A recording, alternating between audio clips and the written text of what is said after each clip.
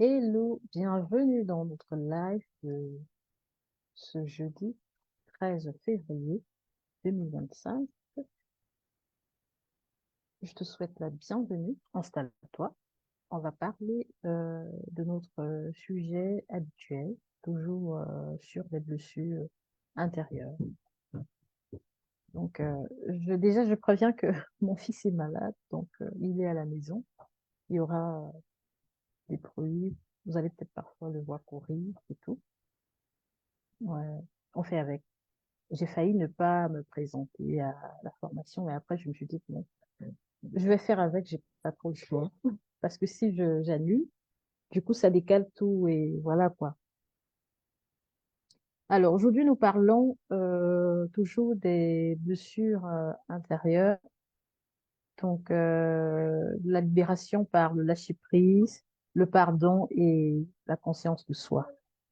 Je vais premièrement commencer par vous parler, vous raconter un peu l'histoire d'une dame que j'ai eu à accompagner avant qu'on entre vraiment dans le vif du sujet. Donc, c'est l'histoire de Chantal. Chantal est une jeune femme avec, elle a la joie de vivre, elle a grandi chez ses parents, elle a fait des études et puis elle avait un travail, elle gagnait sa vie normalement, elle prenait bien soin d'elle. Et un jour, un monsieur qui se présente à elle, qui vient, d'accord, je vais chercher après, d'accord? Je vais chercher après. Un monsieur qui se présente à elle, qui vient demander sa main et il épouse, elle vit en Afrique, il épouse et du coup il l'amène en Occident. Sauf que quand il l'amène ici, ok, elle vit dans un local, ils sont mariés et tout. Mais moi, quand je fais sa rencontre, c'est dans l'entreprise, l'entreprise dans laquelle je travaillais. Et elle se présente dans cette entreprise, j'y travaille, et puis elle est totalement effondrée. Elle est affectée. Elle est, je ne sais pas, j'ai passé 40 minutes avec elle pour essayer de la calmer parce elle était vraiment en pleurs, parce que le monsieur l'avait quittée et le monsieur avait demandé le divorce. Mais ce qui était pire, c'est pas, c'est pas ça en fait le problème. C'est que elle a dû accumuler des blessures intérieures pendant plusieurs années, au point où elle n'avait réussi à rien faire. Elle avait entamé des études qu'elle n'avait jamais terminées. Elle a eu à changer le parcours. Monsieur veut une orange, hein. Donc, elle avait eu à changer de parcours plusieurs fois, mais rien, rien. Elle n'arrivait pas à terminer. Et lorsqu'elle se présente, je me rends compte que physiquement, ça ne tenait plus. C'est-à-dire, elle s'était laissée aller et tout. Mentalement même, je me rends compte que ça va pas parce que quand elle parle, la gestuelle, parce qu'il faut savoir que le non-verbal parle beaucoup. Elle est affectée. C'est-à-dire, elle pleure. C'est une jeune dame de quasiment 40 ans environ, qui pleure et qui dit toute sa vie, voilà quoi. Le pire, c'est que monsieur l'a laissé tomber, mais elle apprend que, en plus de cela, monsieur a fait l'enfant avec la dame avec qui monsieur l'a trompé avant même de la quitter. Elle, par contre, elle n'a pas fait d'enfant pendant toutes ces années. Elle est malade. Moi, ce que j'ai pu comprendre dans cette histoire, c'est que cette histoire ne datait pas seulement de ce moment-là. Elle souffrait en fait depuis. Elle vivait avec des blessures intérieures depuis des années. Elle avait tellement vécu des traumatismes qui avaient été tellement répétitifs, au point où elle avait perdu confiance en elle. Elle savait plus rien faire. Je vous épargne des détails. Je ne vais pas donner toutes les informations ici. Premier entretien, il m'a fallu pratiquement 40 minutes de discussion avec elle pour pouvoir arriver à la calmer. Et ensuite, bon, on a continué de se voir et tout. Et le but était de faire qu'elle puisse reprendre ses activités, qu'elle réapprenne à vivre avec ce qui s'était passé et tout. Mais je vous avoue qu'elle était vraiment, elle était vraiment touchée. Avec le temps, elle a quand même réclamé une contribution alimentaire au monsieur, ce qui n'a pas abouti. Et une fois de plus, elle était totalement abattue parce elle s'est dit, elle est jeune fille, elle avait déjà un travail, elle avait terminé ses études, elle avait un travail, elle était épanouie. Et comment ça se fait qu'elle se retrouve dans cette situation-là où, à la fin, elle se retrouve sans rien? Donc ça, c'était encore un autre choc difficile à vivre. Donc elle gardait tellement d'émotions en elle. Elle était, tout ce qu'elle entamait comme étude, elle n'arrivait pas. Elle a beau changer, elle a eu à changer de trois parcours. Commencer par exemple à faire des études peut-être en compta. Après, ça n'a pas abouti. Après, elle a fait la gestion d'entreprise. Après, ça n'a pas abouti. Après, elle est revenue chez informatique. Rien du tout. Donc, pour vous dire que l'impact, ça c'est pour vous montrer l'impact que les blessures intérieures peuvent avoir sur la vie d'une femme. Et cette femme souffrait profondément de ces blessures intérieures-là. Et quand je la recevais, je me rendais compte que parfois elle est assise, mais parfois elle est présente là, mais dans la tête, elle est très loin. Elle s'est laissée aller physiquement, elle prenait plus soin d'elle. Il fallait trouver des mots pour lui dire, voilà, c'est pas fini, tu es encore vivante. Il y a encore pas mal de choses à faire. Tu peux tout changer. Mais comment lui faire entendre ça dès le départ? Comment est-ce qu'elle va pouvoir comprendre ça? C'était pas facile. Ce n'était pas facile. Ce n'était pas facile. Pas du tout. Je vais raconter également l'histoire de Joséphine qui vit chez ses parents. Déjà chez les parents, elle accumule des blessures parce que le papa déjà a deux femmes, dont c'est la polygamie à la maison, dont il y a la maman de Joséphine et la co-épouse de sa maman. Et déjà là, il y a tellement de conflits dans la maison au point où vous imaginez, vous savez ce qui se passe dans des familles polygamiques, des conflits et tout,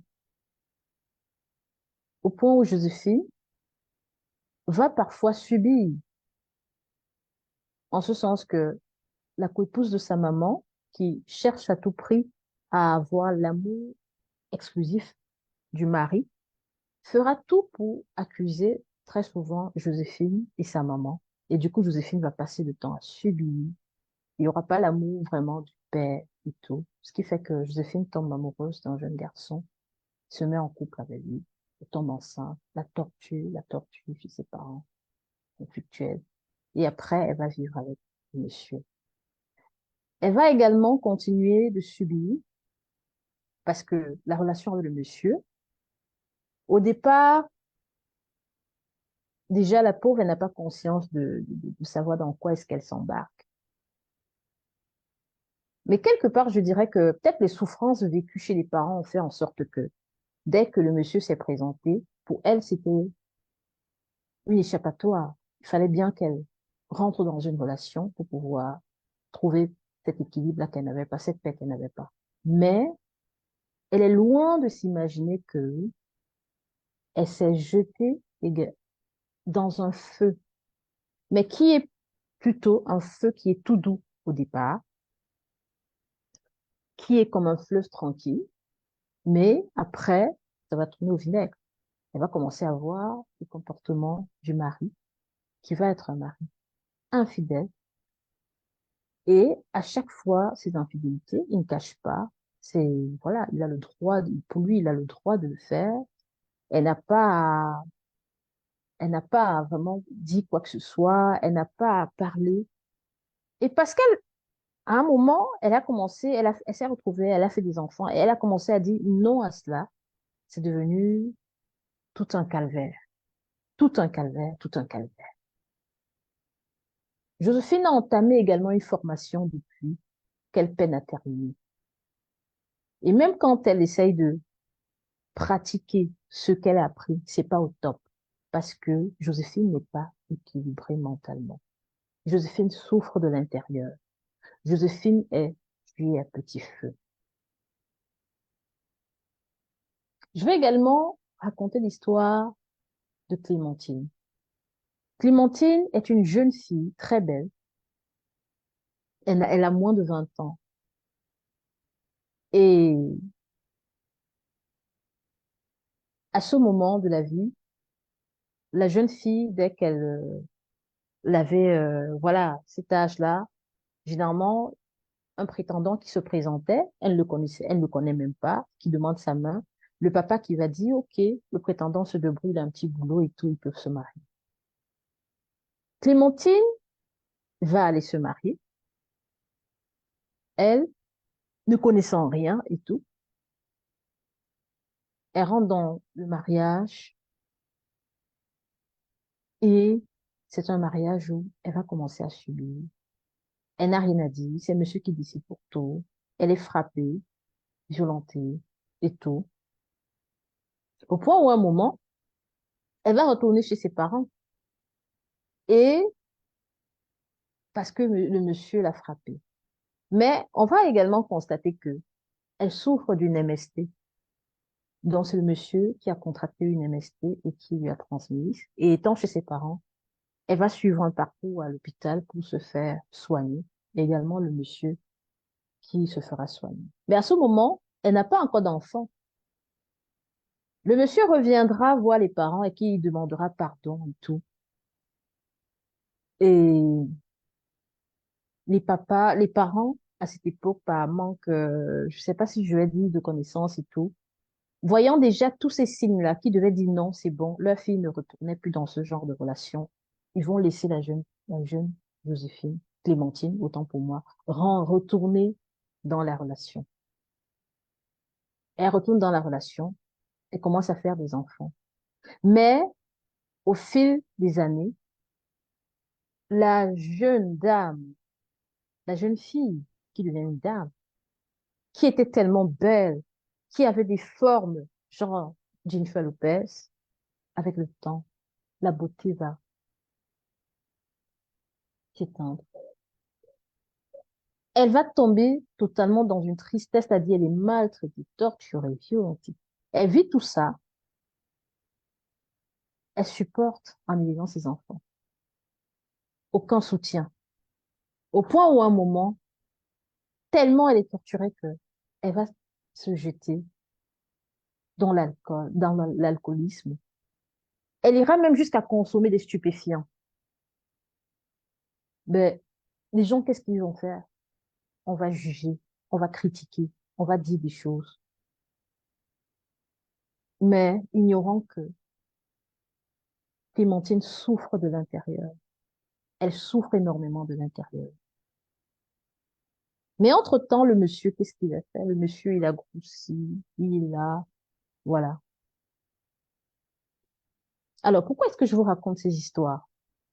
Je raconte ces histoires pour vous faire comprendre que les blessures intérieures, c'est un danger. C'est un danger pour la femme. Et tellement de femmes en souffrent. Tellement de femmes en souffrent. Et quand je vous raconte toutes ces histoires, vous allez comprendre que il y en a tellement. Si je continue de vous raconter ces histoires, il y en a tellement. Je ferai l'effort de raconter quelques-unes comme ça de temps à autre. Ce qu'il faut comprendre, c'est que la majorité d'entre elles ne savent pas qu'elles souffrent de blessures intérieures. Et tellement la société a voulu leur faire comprendre que ce qu'elles vivent est tout à fait normal parce que pas mal vivent la même situation. Et du coup, elles se conforment à cela, mais elles sont détruites de jour en jour. Et ces femmes vont finir par s'éteindre sans jamais savoir qui elles étaient réellement. sans jamais, c'est-à-dire avoir exploré leur moi intérieur, sans jamais savoir quelles créatures merveilleuses elles étaient, sans jamais découvrir les talents, les dons que notre Dieu avait enfouis à l'intérieur d'elle et qu'elle devait utiliser ces dons et ces talents pour pouvoir faire briller le monde, pour pouvoir faire briller leur vie et pour pouvoir changer leur vie et changer la société. D'où la dangerosité des blessures intérieures. Il est important vraiment de comprendre que si tu te reconnais dans ces récits et que tu es en train de banaliser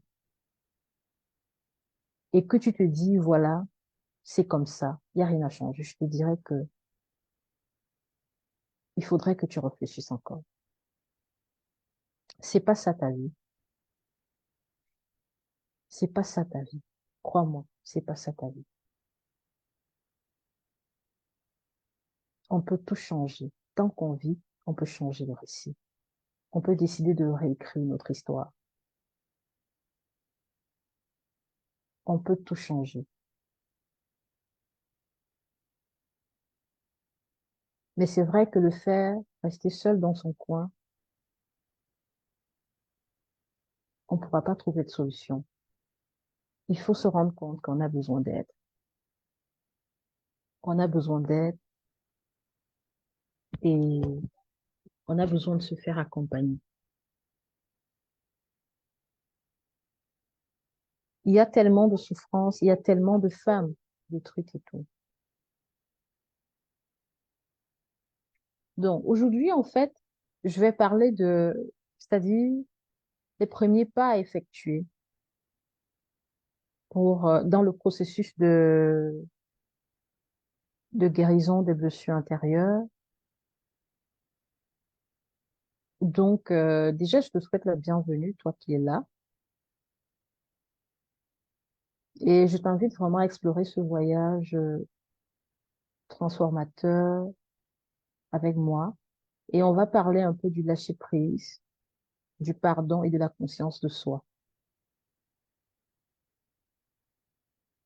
qui sont des outils vraiment puissants, hein. C'est des outils vraiment puissants pour se libérer, pour le départ en fait, pour commencer déjà ce processus de libération des blessures intérieures. Quand je parle des blessures intérieures, je parle des blessures émotionnelles et des blessures de l'âme, qui sont des blessures invisibles. On ne les voit pas, mais on peut vivre avec pendant plusieurs années. Et c'est à travers certains comportements, certains actes, certaines actions qu'on va pouvoir comprendre que, en fait, on souffre de ces maux-là. Parce qu'il faut savoir que ces mots-là dictent silencieusement notre bien-être mental, émotionnel, physique. Et les blessures intérieures ont également un impact, même sur notre vie familiale. Pire encore, sur nos enfants. D'où l'urgence de se lever et de solliciter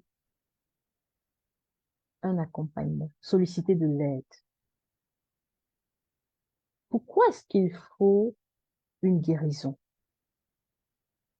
Ce qu'il faut savoir que dans de nombreuses cultures africaines, c'est vrai qu'on n'aborde pas tellement ce sujet hein, concernant la santé mentale et émotionnelle.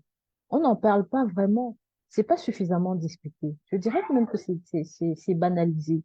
On est beaucoup plus, je pense, focalisé sur l'argent. Je ne dis pas que l'argent c'est une mauvaise chose, c'est une très bonne chose, mais seulement, comment est-ce qu'on pourrait gagner autant d'argent si déjà de l'intérieur, on ne sait pas pourquoi on est là, on ne sait pas pourquoi on existe, on ne sait pas ce qu'on a fait. Impossible. Et je dis, c'est la raison aussi pour laquelle beaucoup de familles vivent sous le seuil de la pauvreté. Parce qu'on a des femmes. qui sont pourtant dotés d'immenses talents, d'immenses dons, qui pourraient les utiliser pour pouvoir briller. Mais quand elle porte en elle des blessures, même si tu venais à lui dire, écoute, je constate que tu as tel talent, tu as tel don, elle ne saura pas vraiment monétiser ses dons et ses talents parce que à la base, il faut d'abord arriver à l'aider à ce qu'elle se débarrasse de tout ce poids-là, de tout ce qui fait que elle n'arrive pas à décoller.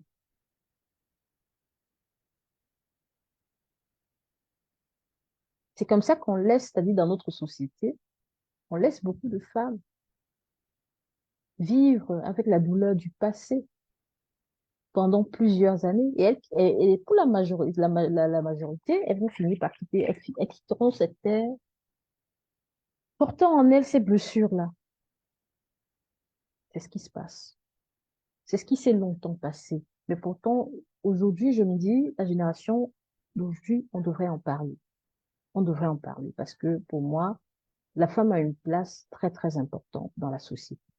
Elle n'est pas que celle-là qui est faite pour vivre dans un couple où elle doit seulement subir, déjà même elle vivre chez les parents et ne pas pouvoir dire ce qu'elle voudrait vivre, choisir le choix de la vie qu'elle veut, où le parent se dit juste, écoute, à tel âge, à partir de tel moment, ok, tu dois te marier, va juste te marier. Non, elle a un choix. Je dis pas que le mariage, c'est une mauvaise chose, c'est une bonne chose. Mais ça devient une bonne chose quand la femme elle-même, elle sait pourquoi elle existe, premièrement. Elle prend conscience de sa valeur. Elle prend conscience de son être, de la personne précieuse qu'elle est. Elle prend conscience que son but ultime n'est pas le mariage. Son but aussi, c'est ce que Dieu a déposé en elle, ce qu'elle doit en faire avec tout ce qu'il lui a donné. Pas seulement pour aller se mettre en couple avec un homme, faire des enfants, faire la popote, et c'est tout. Non.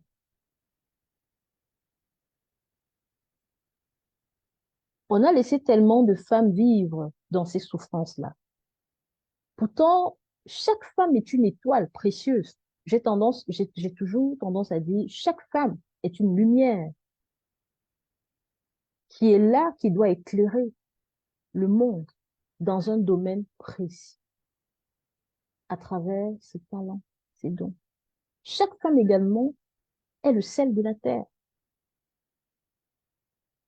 Elle est là pour donner du bon sens à sa vie déjà premièrement, du bon sens à la vie de ses enfants, à, son, à la vie de chaque personne de son entourage.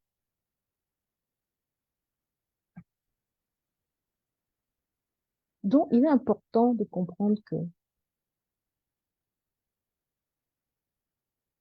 laisser ces femmes vivre dans la douleur pendant toutes ces années, c'est quelque part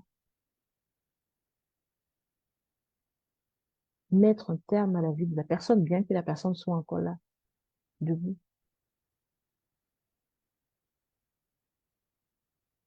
Raison pour laquelle maintenant, on doit comprendre des principes qui peuvent vraiment aider à ce qu'elle soit transformée, à ce qu'elle transforme la douleur en force de liberté et de renouveau. Donc, ce que je conseille premièrement, c'est que je ne sais pas ce que tu vis, je ne sais pas ce que tu as traversé, si tu as accumulé tellement de choses en toi, mais je te dirais la première chose à faire, c'est d'abord de prendre conscience que oui, ces choses existent. Oui, tu portes des blessures intérieures en toi. Mais tu prends conscience de cela sans culpabiliser. Libère-toi déjà de cet esprit de culpabilité, c'est-à-dire envers toi-même et envers les autres. Il faudrait que tu apprennes à lâcher prise. Lâche prise. Je suis pas en train de te dire que tu dois oublier la douleur du passé. Tu dois oublier tout ce qu'on t'a fait. Non. Tu essaies juste de lâcher prise, de te dire, voilà, j'arrête de vouloir contrôler ces sentiments-là. Parce que tu dois le faire pour pouvoir t'offrir à recevoir le pardon. Oui. et à développer une conscience de soi profonde pour découvrir ton pouvoir intérieur. Oui. On vit dans une vie où on est beaucoup plus superficiel. Mais pourquoi est-ce qu'on est tellement superficiel? Parce qu'on n'est pas connecté avec son pouvoir intérieur. Raison aussi pour laquelle on ne va pas aller au-delà. Raison pour laquelle beaucoup de femmes vont porter en elles cette blessure et après elles vont pas pouvoir euh, se lever et briller. Donc le processus maintenant de libération va être premièrement d'abord de chercher à se connecter à son pouvoir intérieur. D'abord aller fouiller à l'intérieur de soi. Parce qu'il faut à ce moment que le moi intérieur qui est réellement moi puisse s'exprimer. Et pour pouvoir arriver à toucher ce moi intérieur, il va falloir d'abord se dire, OK, j'ai vécu toutes ces choses. On m'a tellement fait de mal, on m'a tellement fait ci, on m'a tellement fait ça. Mais maintenant, je veux lâcher prise. Je capitule, j'abandonne, j'arrête de lutter, j'arrête de combattre. Je m'autorise à pardonner, moi à me pardonner, à pardonner aux autres, afin que je puisse être connecté avec mon pouvoir intérieur. Ça, c'est la première étape. Parce qu'il faut savoir que ces pratiques vont te permettre non seulement de penser les plaies anciennes, mais aussi et surtout de réorienter ta vie vers un épanouissement personnel authentique. Parce que tant que tu restes dans le ressentiment, à ressasser tout ce qu'on t'a fait, à ressasser toutes les blessures du passé, tant que tu refuses de lâcher prise et de pardonner, toi-même tu restes dans la condamnation. Le lâcher prise et le pardon vont te permettre déjà de te libérer de ces choses-là, qui sont pourtant des choses extérieures qui sont venues se greffer à toi et qui te mettent mal à l'aise tous les jours, qui font en sorte que c'est-à-dire, la nuit, tu ne dors pas. Le jour, tu ne penses à rien d'autre. Ces choses envahissent ton esprit totalement. Déjà, le lâcher prise et le pardon vont faire en sorte que ton esprit puisse être libéré. Et dès que ton esprit est libéré, tu te connectes à toi-même. Parce que toi, le moi, c'est pas le corps que je vois. C'est pas le corps. Tu vas pouvoir te connecter à ton moi intérieur qui est la véritable personne que tu es afin de pouvoir sentir ce dont tu as réellement besoin pour ton bien. Afin de pouvoir découvrir les forces que tu as à l'intérieur, les pouvoirs que tu as à l'intérieur.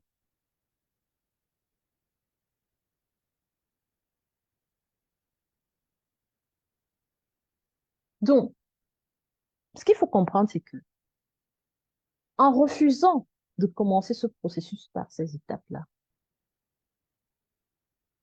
tu es en train de vouloir te maintenir dans un état de victimisation, ce qui n'est pas bien pour toi. Lâcher prise et pardonner, c'est déjà pour toi te libérer, pour que ces choses-là qui sont négatives quittent ta vie, pour que ces choses se décollent de toi.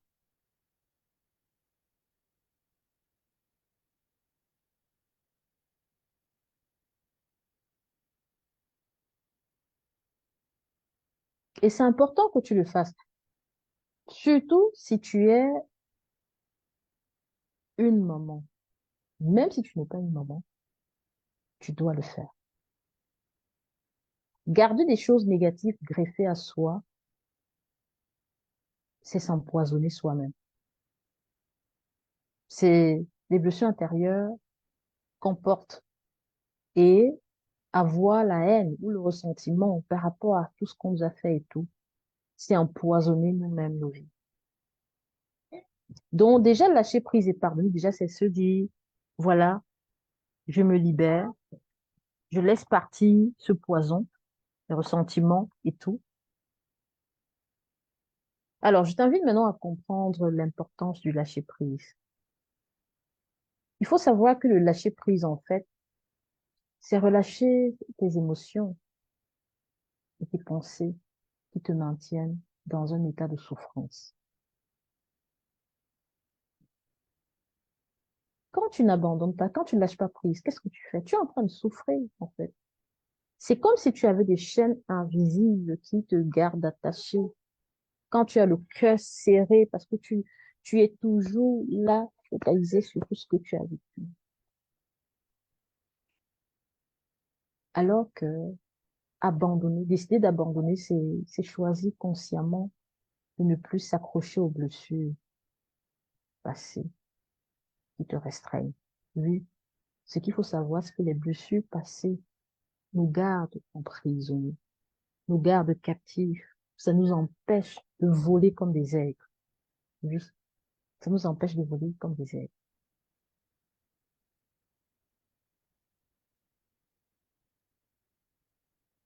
Il faut vraiment libérer toutes ces tensions-là, ces tensions émotionnelles,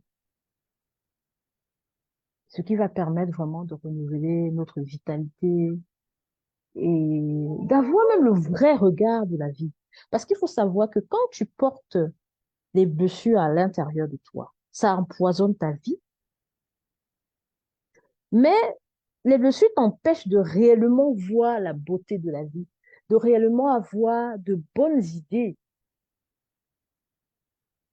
Tu es peut-être ici, tu es une femme, tu m'écoutes, et puis tu portes en toi des blessures intérieures, mais tu attends, c'est-à-dire tu veux créer un business et tout. Mais laisse-moi te dire que les blessures intérieures vont t'empêcher de voir de saisir les meilleures opportunités, autant pour moi, ou d'avoir des bonnes idées qui pourraient venir s'installer dans ton esprit. Parce que ton esprit est encombré. Même si le Seigneur te communique une bonne idée, parce que je dis, Dieu communique avec nous, même en pensée. Parfois, une idée qu'on pourrait avoir, il peut nous la communiquer. Mais parce que l'esprit est encombré, on ne va pas pouvoir déjà même entendre cette idée-là. Soit si on l'entend, on va pas pouvoir comprendre. Et même si on a entendu, on a compris, on va pas pouvoir utiliser cette idée et la mettre en pratique. Parce que la douleur est là.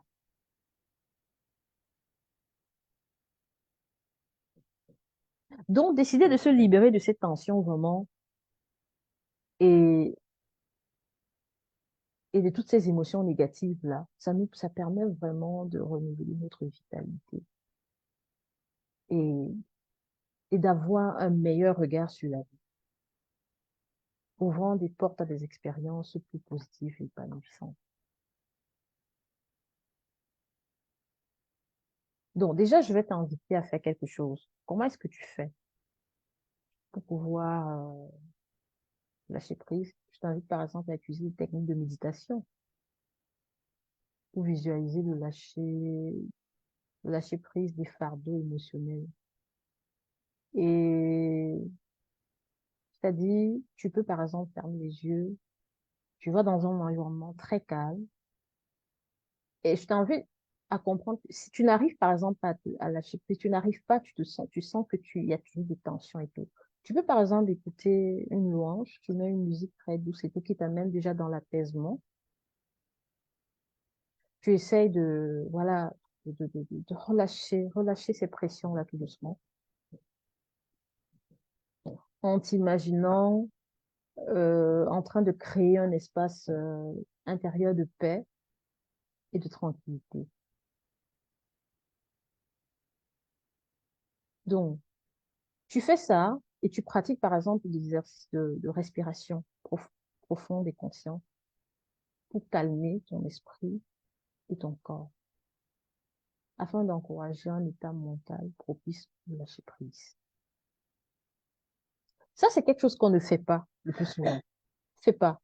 Tellement, on est dans une société où il y a tellement de bruit aussi, où on est tout le temps connecté, où on est tout le temps dans, c'est-à-dire tout est bruyant, tout est bruyant. Ce qui fait qu'on n'a pas le temps de se recentrer sur soi, de se retrouver dans un environnement calme et de pouvoir se dire,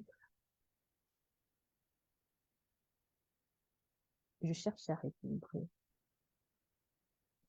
mon esprit, mon corps et mon âme. Je relâche tout. Ça, on ne le fait pas souvent. Pourtant, c'est très important. C'est très capital. Alors maintenant, je vais t'inviter à comprendre pourquoi est-ce que tu dois pardonner après avoir lâché prise. Pourquoi tu pardonnes? J'en ai déjà parlé plusieurs fois et j'insiste toujours là-dessus. Parce que tant qu'il n'y a pas pardon, on reste aussi condamné. Pardonner ne veut pas dire oublier, hein. Ça ne veut pas dire oublier, mais c'est juste une décision consciente de libérer, de se libérer soi-même du poison, du ressentiment et de la colère. Il s'agit de se libérer de l'emprise du passé. Il ne s'agit pas d'excuser l'acte, hein, ou voilà, la personne. C'est pas nécessairement ça. Tu fais le pardon d'abord pour toi-même. Pourquoi? Parce que le pardon va te soulager d'un poids inutile. Et ça va vraiment libérer ton énergie émotionnelle pour d'autres aspects de ta vie. C'est un acte d'amour envers soi-même. Et je vous ai parlé de cela tout à l'heure parce que je disais que quand on a ces blessures, quand on n'a pas pardonné, quand on est encore là avec toutes ces blessures du passé, vous allez voir que c'est comme si il y a, il y a une force invisible qui vient nous envelopper et qui, quelque part, tu vas ressentir comme si tu avais des toiles d'araignée qui t'empêchaient de déborder un certain espace. Comme si tu étais dans une boule de toile d'araignée où tu es emprisonné quand tu n'as pas pardonné, quand tu vis avec des blessures, que tu as des idées, tu es encore là avec des ressentiments et de la colère. Mais tu ne pourras pas aller loin parce que de toutes ces histoires dont je vous ai parlé, ces femmes, pour le savoir,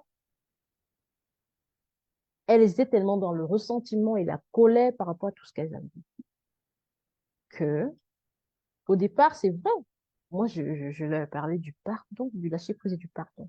Mais quand tu leur parles de ça de prime abord, elles ne comprennent pas. Il y a tellement cette rage-là. Mais tout commence par là. Tant que tu refuses de pardonner, en fait, c'est que tu ne t'es pas libéré de cette chaîne-là. Tu t'es pas libéré des toiles d'araignée qui t'emballent. Tout est assez, je dis souvent, et je crois fort en Dieu, et je pense qu'il a raison quand il dit, tout est d'abord spirituel. Le non-pardon, la colère, les ressentiments, ça fait planer la noirceur sur nos têtes. Ça fait, ça attire les ténèbres, ça attire tout ce qui est ténébreux, ça fait ressortir tout ce qui est ténébreux. La preuve en est quand vous regardez les films où vous allez voir ceux qu'on appelle souvent les chefs bandits qui vont faire du mal. Pour la plupart, en général, c'est ceux-là qui ont connu des difficultés, mais qui n'ont pas pardonné. Et à la fin, toutes ces difficultés ont fait en sorte que ils puissent seulement attirer la noirceur, le cœur qui était dur et tout. Et qu'est-ce qu'ils vont, ils ne vont que vouloir faire du mal. Par contre, vous allez avoir de l'autre côté l'héros du film, qui est l'acteur, qui peut-être aussi a vécu une situation peut-être difficile, mais qui a pardonné, mais qui a décidé de tout changer, de plutôt utiliser son passé comme une force pour pouvoir devenir cette personne qui aide les autres pour éviter que les autres aussi vivent la même situation que lui. Alors, je t'invite à me répondre. De quel côté est-ce que tu penses te positionner? Est-ce que tu vas prendre du côté du chef bandit où tu refuses de pardonner, tu refuses de lâcher prise, tu refuses de comprendre que il faudrait que tu puisses entamer ce processus de guérison, de lâcher prise, et plutôt rejoindre le côté du héros, de l'héroïne, qui va être cette actrice-là de sa vie, qui transforme sa vie, c'est-à-dire qui transforme ses douleurs en force pour pouvoir aider et guider les autres. Moi, c'est ce que j'ai fait. J'ai compris que je devais juste tout transformer, c'est-à-dire me positionner du côté de l'héroïne qui va transformer ses douleurs du passé en force. À partir du moment où j'ai compris que je devais lâcher prise, je devais pardonner, je devais pouvoir mourir. J'ai commencé à voir, c'est-à-dire c'est comme si à ce moment, ton esprit se libère. Tu commences à voir, c'est-à-dire une vitalité, c'est-à-dire de l'énergie. Tu commences à voir que des choses qui viennent dans ta tête, tu commences à comprendre que tu peux mieux te déployer. Tu as tellement de choses que tu as envie de faire. C'est comme si tu as fait tomber toutes ces toiles d'araignée, toutes ces chaînes qui t'embrigadaient et tout.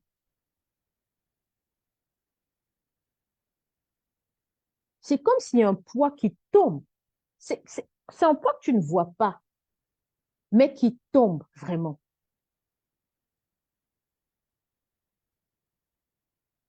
Donc, ce que je t'invite à faire, c'est que tu peux aussi, pour te faire du bien, rédiger des lettres de pardon destinées à toi-même ou à autrui si tu le veux, et que tu n'es pas obligé d'envoyer, hein. Tu peux rédiger une lettre à toi-même ou à autrui, même si tu ne vas pas envoyer à la personne, mais qui vont te permettre, c'est-à-dire, ces lettres vont te permettre en fait de clarifier tes sentiments et de les relâcher. Ou tu peux aussi développer des affirmations de pardon que tu peux réciter quotidiennement pour rappeler à ton esprit ton intention de te libérer du passé. Parce qu'il faut savoir que parfois, oui, on dit on veut pardonner, mais tellement, vu qu'on avait pour habitude de ressasser ces choses négatives, là, à un moment qu'on veut faire comprendre à notre âme que, écoute, stop, je veux passer à autre chose, je veux pardonner et tout. Parfois, ça va pas se passer aussi comme ça facilement parce que de temps à autre, on aura toujours ces trucs-là qui vont venir. Maintenant, qu'est-ce qu'on fait pour pouvoir casser ça? C'est de proclamer, déclarer quotidiennement, même tous les jours s'il le faut, c'est-à-dire reciter tous les jours s'il le faut, je pardonne, je lâche prise. Il faut le dire pour que ton âme puisse comprendre que il n'y a rien à faire, ton cerveau également, que voilà la situation que tu souhaites vivre. Ce n'est que comme ça que tu vas maintenant pouvoir prendre conscience de toi, voilà, la conscience de soi et pouvoir maintenant observer tes propres pensées, tes émotions, tes comportements avec objectivité. C'est à partir de ce moment-là que tu vas commencer à comprendre ce qui serait bien pour toi, ce qui serait pas bien pour toi. C'est à partir de ce moment-là que tu vas commencer à dire, ah, mais telle émotion, telle chose que je vis, tu vas commencer vraiment à analyser les choses avec une certaine clarté. Parce que ce niveau de conscience, ça va t'aider vraiment à identifier les schémas nuisibles et à les corriger. Par exemple, l'une des choses, en fait, que provoquent les blessures intérieures, la peur, la peur, la peur, la peur. Mais quand tu as déjà pardonné, tu as lâché prise, tu as pardonné, tu as pris, c'est-à-dire tu as une conscience de toi maintenant, ce qui fait que quand survient la peur, c'est un certain moment, tu sais que oui, en fait, c'est ça qui refait surface. Et qu'est-ce que tu fais? Tu rentres maintenant dans les affirmations positives, dans les proclamations, dans les déclarations s'il le faut et tout.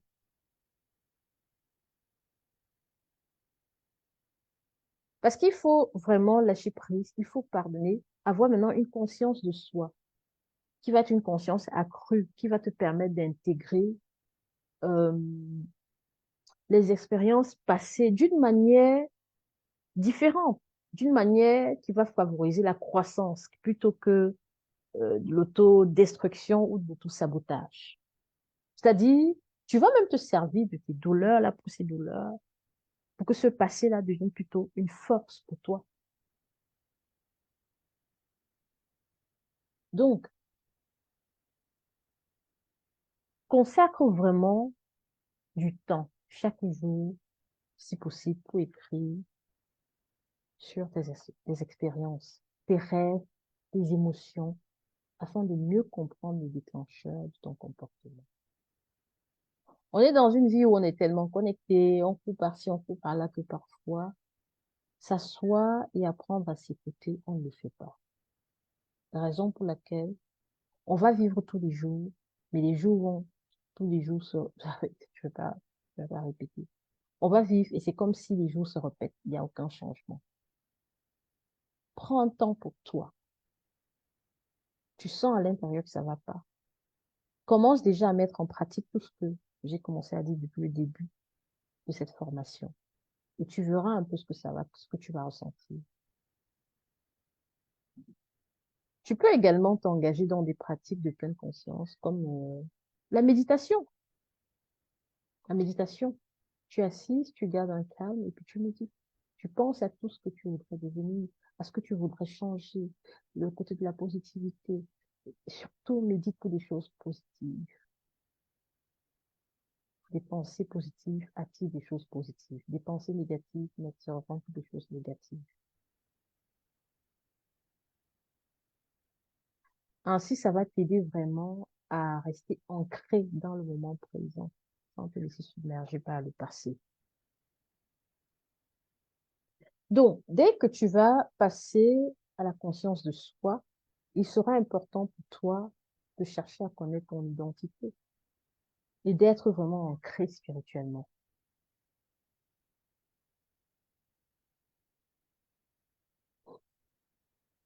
Comme je l'ai souvent dit, la connaissance de son identité, si ça ne dépendait que de moi, devait être un cours qu'on devait inclure dans le programme scolaire, même en première année secondaire, pour que beaucoup de filles puissent prendre conscience de leurs valeurs. C'est très important. Et je me dis, c'est parce que on n'a pas conscience ou connaissance de son identité que on va subir tellement de choses.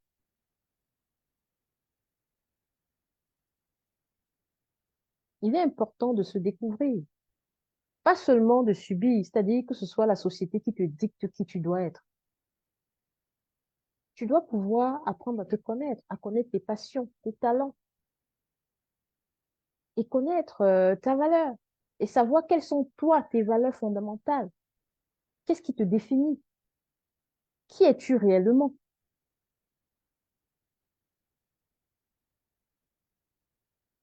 Et tu dois pouvoir aussi avoir un ancrage spirituel, parce que l'être humain est d'abord esprit. Mais seulement, on nous a tellement habitués à nous voir juste comme ce corps-là qui se présente. Pourtant, là où tu as vraiment ton pouvoir, c'est pas le corps. Le corps est là juste pour te permettre de te déplacer, et d'exister sur la terre. Le corps te permet d'être là, mais à la base, tu es un esprit. Et du coup, pour que tu puisses changer les choses aussi, il va falloir que, à partir du moment où tu arrives à te découvrir, mais il va falloir que tu aies cet ancrage vraiment spirituel pour pouvoir t'accrocher. Parce que les choses négatives vont survenir de temps à autre. Mais trouver en la spiritualité une source d'espoir et de résilience, ça va vraiment t'aider à pouvoir faire face aux difficultés quand elles seront là. Alors, comment tu fais en fait? Tu peux consacrer par exemple des moments réservés à la prière ou à la méditation pour apaiser l'esprit et renforcer tes convictions personnelles. Et tu peux faire des déclarations. Je t'invite d'ailleurs à le faire. Par exemple, tu dis, je suis une femme, je suis une femme, je suis belle, je suis intelligente, je suis puissante, je suis dotée d'un talent qui aide le monde. Je contribue à l'évolution du monde. Tu fais ces proclamations-là, tu déclares, tu fais, ça dit, ça change tellement de choses. Je t'invite également à écouter des personnes qui vont pouvoir t'inspirer, oui, ou de lire des livres inspirants. Des livres, c'est-à-dire écouter des personnes qui vont pouvoir nourrir ton esprit, ou lire des livres également qui vont pouvoir nourrir ton esprit et élever ton âme. Je pense qu'on souffre aussi beaucoup plus parce que ce côté, c'est-à-dire ce côté de l'esprit, de savoir qu'on était corps, âme et esprit, on a un peu négligé, c'est-à-dire le côté de l'esprit qui devait plutôt prendre le dessus sur l'âme et le corps. On s'est trop vu à travers le corps. On s'est défini par le corps, raison pour laquelle on souffre tellement. On n'arrive pas à faire face aux difficultés. Mais quelque part aussi parce qu'on ne se connaît pas. On ne sait pas que on a ces trois parties en nous et que c'est normalement l'esprit qui devrait dominer. On n'a pas conscience de son identité, c'est-à-dire le moi en tant qu'esprit, tous les pouvoirs que j'ai là-dedans, tout ce que j'ai là pour pouvoir dominer ce qui est âme et corps. Ça, on n'a pas conscience de cela. Ben, ce qu'il faut savoir, c'est que si tu veux aller vers une vie libre, épanouie, abondante et tout, il va falloir ces choses-là. Et sans ces choses, tu ne pourras pas dominer. Pourtant, il est écrit dans la Bible que la femme a été conçue, tout comme l'homme, pour dominer, pour dominer. Donc, ce que tu vas savoir, c'est qu'en pratiquant déjà de la surprise, le pardon, en développant vraiment la conscience aiguë de soi, tu fais le choix courageux de te libérer du passé, de construire un avenir vraiment riche de potentiel et de paix. C'est vraiment un processus continu qui demande du temps et de la patience. Commence déjà à le faire. Ça demande du temps, de la patience, c'est vrai, mais c'est primordial, c'est important. Parce que ce que tu vas savoir, c'est que chaque effort compte. Et si tu veux vraiment vivre une vie épanouie, heureuse, tu dois le faire. Tu n'as pas, voilà, tu n'as pas le choix si ton désir est de changer les choses. Donc, engage-toi, par exemple, à utiliser ces pratiques dont j'ai parlé quotidiennement. Et si tu veux en savoir plus par rapport à tout ce que j'ai partagé, je suis là, je suis disponible. Et je me dis que nous devons aujourd'hui tout changer parce qu'on doit laisser à nos enfants un héritage de force et de résilience. Oui. On doit pouvoir retrouver la paix intérieure pour avoir une transformation positive et pour briller et faire tout ce pourquoi on était venu faire sur la terre. On a été là sur la terre, pas seulement pour être épouse, mère, faire la popote. Non. Chaque femme est là pour faire beaucoup plus que ça. Donc, si ça t'intéresse d'en savoir plus par rapport à mon accompagnement,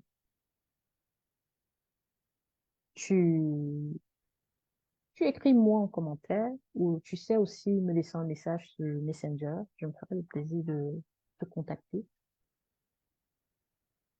Moi, ce que je veux et je le ferai, c'est d'arriver à accompagner une armée de femmes. Des femmes qui vont impacter, elles aussi. Des femmes qui vont premièrement être transformées, mais après qui vont impacter.